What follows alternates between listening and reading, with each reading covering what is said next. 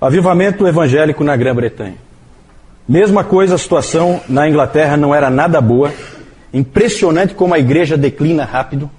Impressionante como ela pode declinar muito rapidamente, porque na virada do século XVII para o século XVIII, os puritanos estão logo ali. Os puritanos são século XVII. Pois em algum tempo, pouquíssimas gerações, já estava tudo perdido. E a incredulidade, o mundanismo estavam presentes na igreja, fortemente. O estado do país era muito ruim e os historiadores dizem que a Revolução Francesa tinha muito mais chance de acontecer na Inglaterra do que na própria França. Não fosse isso aí, certo? Isso o Dr. Lloyd Jones sempre fala, que foi o avivamento que impediu que houvesse uma Revolução Francesa, no caso seria uma Revolução Inglesa, né? Algo parecido com a Revolução Francesa na Inglaterra. O avivamento ali veio por alguns meios. Um desses meios é, não surpreendentemente, os irmãos morávios. Os irmãos morávios foram para a Inglaterra e eles eram incansáveis. São indivíduos que impactam realmente. É famosa a história do John Wesley atravessando o Oceano Atlântico, tempestade. Ele apavorado, ele era cristão, mas estava apavorado porque ia morrer. E os morávios que estavam com ele na viagem cantavam. E aquilo impressionou ele profundamente. Ele falou, eu sou cristão e eles também. Mas não somos iguais. Tem algum problema em mim. Certo? Então os morávios, eles têm um impacto tremendo. Então eles foram importantes para que a Inglaterra fosse alcançada pelo avivamento. Eles pregavam em todo lugar. São indivíduos realmente que chamam a atenção. E, além dos morávios, os metodistas, assim chamados. Ficaram conhecidos como os metodistas. Certo? Hoje existe a igreja metodista, certo? Mas aqui nesse momento, metodistas são alguns indivíduos dentro da igreja anglicana, dentro da igreja da Inglaterra, que são chamados pelos outros de metodistas, certo? E os principais são John Wesley, John e Charles Wesley, irmãos, e George Whitefield. George Whitefield nós vamos falar um pouquinho mais para frente, porque ele é importante tanto na Grã-Bretanha como nos Estados Unidos. Nós vamos falar dele quando a gente falar dos Estados Unidos. Porque talvez lá ele tenha tido mais impacto até do que na própria Grã-Bretanha. Vamos falar um pouquinho dos Wesley. John Wesley era filho de um pastor da igreja anglicana. Samuel e Susana Wesley tinham uma quantidade absurda de filhos, 19 filhos. John é o 15º e Charles é o 18º, certo? Olha, 19 filhos é coisa. A família deles era uma família cristã, decente, correta. A Susana Wesley é considerada um exemplo de cuidado com a família. Mas não tinha ensinado muito aos meninos sobre a graça de Deus.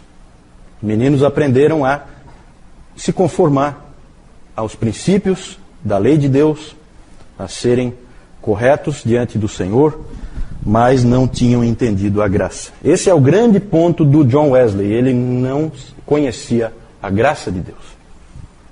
Em Oxford, eles foram estudar em Oxford, e tanto o John como o Charles, e lá em Oxford eles fundaram o chamado Clube Santo.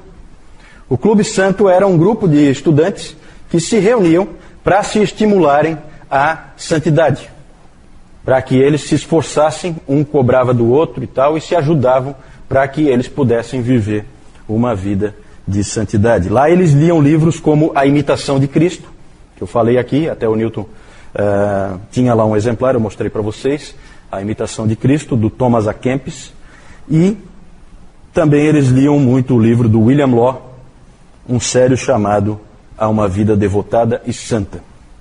John e Charles acabaram sendo ordenados pastores da igreja anglicana e foram enviados para a Geórgia, nos Estados Unidos, que foi a viagem, né, lá nessa viagem no Atlântico, que houve a tal da situação com os morávios, que eu falei há pouco, certo?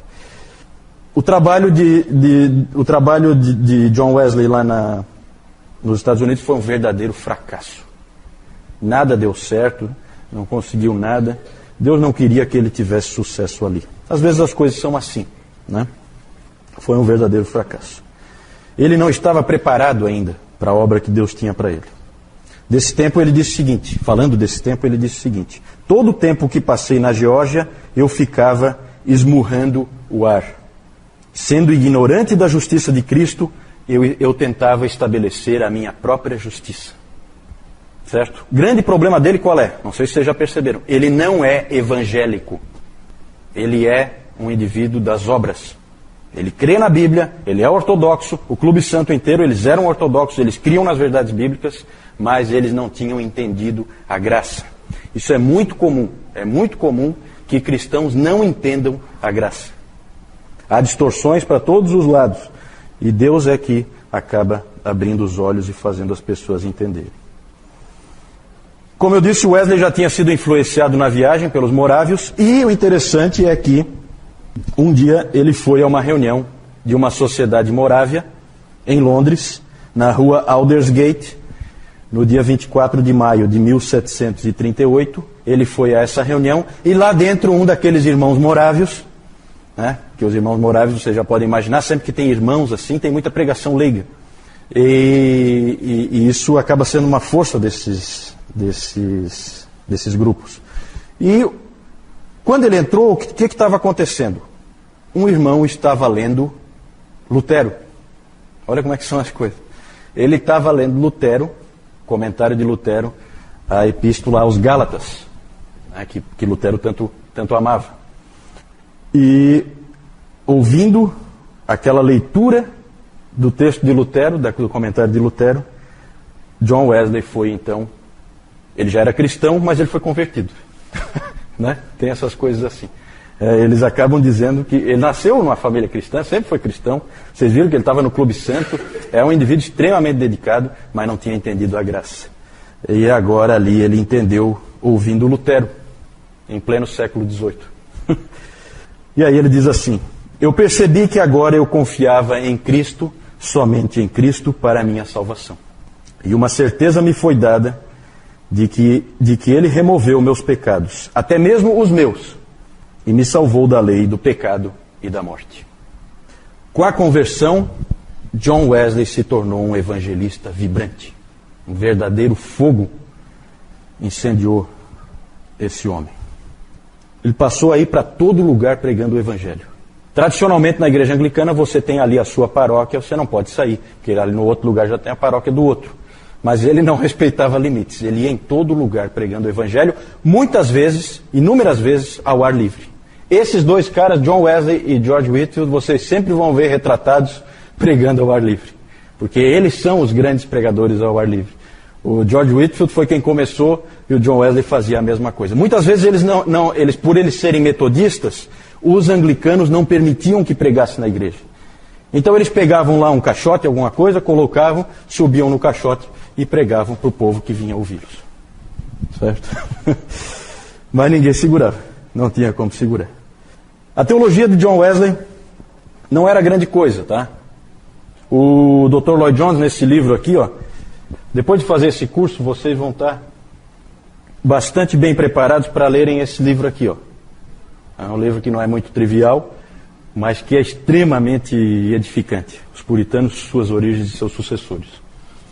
São as palestras do Dr. Lloyd Jones que ele fazia anualmente na Conferência Puritana e na Conferência Westminster depois.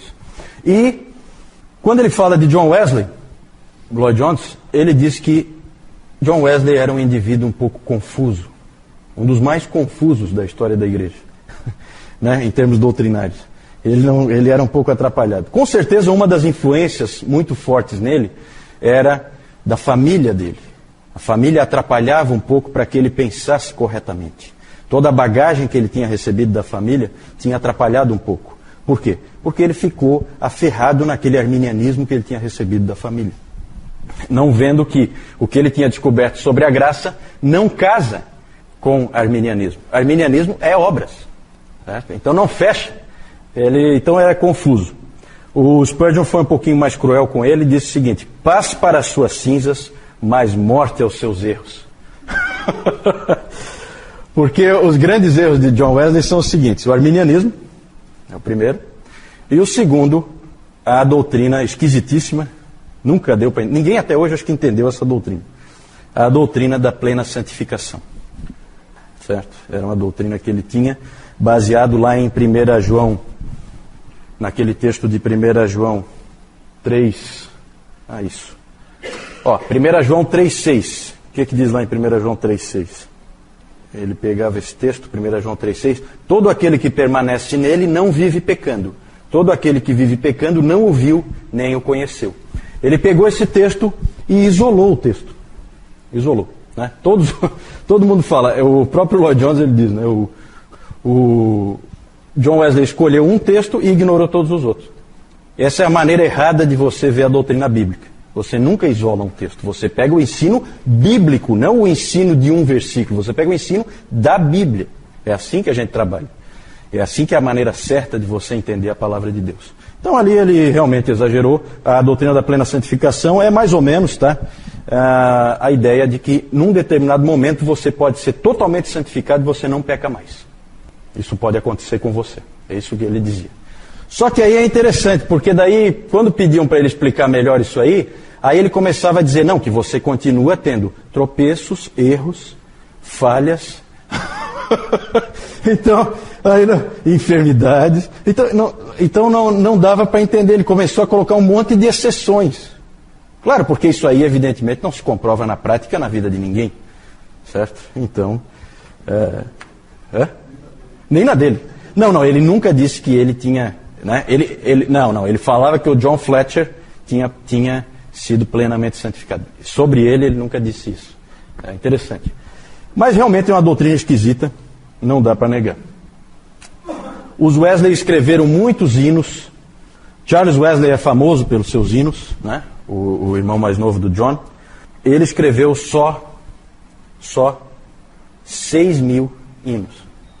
6.000 hinos. Tá? Charles Wesley. O trabalho, a pregação e a dedicação dos Wesley levou à formação de um grupo chamado os Metodistas. Eles tinham o hábito de formar sociedades separadas, em que as pessoas que os ouviam ficavam separadas da grande massa da igreja anglicana.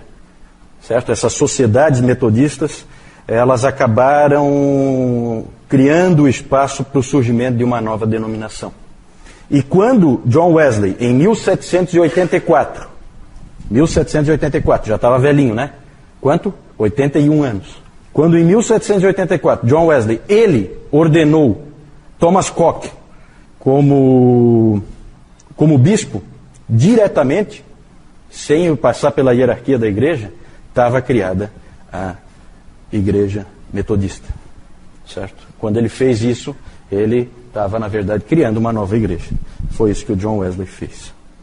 George Whitefield, vou falar mais detalhes depois sobre ele. Na verdade, Whitefield foi convertido, ele era do Clube Santo também, foi convertido antes de Wesley.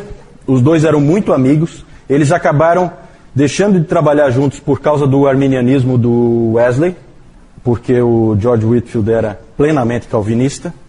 E então não dava para trabalhar junto, mas eles sempre permaneceram amigos. Até o próprio George Whitefield pregou. Certa vez perguntaram para ele se ele achava que ele ia encontrar John Wesley no céu. E aí ele respondeu, porque o sujeito estava tentando induzi-lo a dizer que John Wesley é um herege e que, portanto, Wesley não seria encontrado no céu. Aí o Whitefield respondeu, não, eu acho que eu não vou encontrá-lo. Aí o sujeito ficou feliz, né, com a resposta. Só que o Whitefield complementou. Ele disse, ele vai estar tão perto do Senhor e eu tão longe que eu não vou ter oportunidade de encontrar com ele. Nisso ele puxou o tapete do sujeito que queria jogar o John Wesley como não irmão. Né? Nós vamos falar um pouquinho mais do George Whitefield depois, figura extraordinária. Ele tinha sido convertido já um tempo antes, através de um livro que ele tinha ganhado do Charles Wesley, que é esse livro aqui que a editora Pesa acabou de traduzir e lançar no Brasil, que é o livro do escocês Henry Scougal, A Vida de Deus na Alma do Homem. Aqui na frente tem até um dizer do George Whitefield, né? Eles colocaram aqui, ó. Eu não sabia o que era a verdadeira religião até que Deus me enviou este excelente tratado. Outra coisa que ele disse também sobre esse livro, ele falou, foi o meio pelo qual Deus me mostrou que eu precisava nascer de novo ou seria condenado. Esse avivamento também teve a influência, especialmente junto a George Whitefield, também não de um conde. Lá o Zinzendorf era o conde que estava ligado lá ao pietismo. Aqui não é um conde, é uma condessa. Celina Hastings, a condessa de Huntingdon. Ela foi uma pessoa muito importante porque ela sustentou muitos desses ministros metodistas com os recursos que ela tinha. Ela conseguiu levar essa obra para frente, apoiou eles muito, foi uma pessoa importante nesse processo todo. Nós não temos tempo de falar aqui, porque nós estamos falando do avivamento evangélico na Grã-Bretanha, e seria muito interessante se a gente pudesse falar dos grandes pregadores do país de Gales, né, que o Dr. Lloyd Jones gostava tanto, ele que era galês, né, como Howell Harris, como Daniel Rowland, e William Williams, o compositor de hinos. Não temos tempo para falar deles, tem histórias fantásticas desses homens. Grande obra de Deus também no país de Gales, através desses homens aí. Então Deus estava fazendo uma obra muito grande nesse período, século XVIII. Aí então, só mostrar para vocês o Clube Santo, aqui reunido, esse que está em pé, o John Wesley. Né? Então vocês têm mais ou menos uma ideia. Um grupo de estudantes, vê a seriedade desses jovens aí, né? Só que não tinham entendido plenamente a mensagem do Evangelho na igreja, fortemente. O estado do país era muito ruim e os historiadores dizem que a Revolução Francesa tinha muito mais chance de acontecer na Inglaterra do que na própria França. Não fosse isso aí, certo? Isso o Dr. Lloyd Jones sempre fala, que foi o avivamento que impediu que houvesse uma Revolução Francesa, no caso seria uma Revolução Inglesa, né? Algo parecido com a Revolução Francesa na Inglaterra. O avivamento ali veio por alguns meios. Um dos dentro da igreja anglicana, dentro da igreja da Inglaterra, que são chamados pelos outros de metodistas, certo? E os principais são John Wesley, John e Charles Wesley, irmãos, e George Whitefield. George Whitefield nós vamos falar um pouquinho mais para frente, porque ele é importante tanto na Grã-Bretanha como nos Estados Unidos. Nós vamos falar dele quando a gente falar dos Estados Unidos. Porque talvez lá ele tenha tido tem algum problema em mim, certo? Então os morávios, eles têm um impacto tremendo. Então eles foram importantes para que a Inglaterra fosse alcançada pelo avivamento. Eles pregavam em todo lugar, são indivíduos realmente que chamam a atenção. E além dos morávios, os metodistas, assim chamados. Ficaram conhecidos como os metodistas, certo? Hoje existe a igreja metodista, certo? Mas aqui nesse momento, metodistas são alguns indivíduos desses meios, não surpreendentemente, os irmãos morávios. Os irmãos morávios foram para a Inglaterra e eles eram incansáveis. São indivíduos que impactam realmente. É famosa a história do John Wesley atravessando o Oceano Atlântico, tempestade, ele apavorado, ele era cristão, mas estava apavorado porque ia morrer, e os morávios que estavam com ele na viagem cantavam. E aquilo impressionou ele profundamente. Ele falou, eu sou cristão e eles também, mas nós não somos iguais. Avivamento evangélico na Grã-Bretanha. Mesma coisa, a situação na Inglaterra não era nada boa. Impressionante como a igreja declina rápido. Impressionante como ela pode declinar muito rapidamente, porque na virada do século XVII para o século XVIII, os puritanos estão logo ali. Os puritanos são o século XVII. Pois em algum tempo, pouquíssimas gerações, já estava tudo perdido. E a incredulidade, o mundanismo estavam presentes.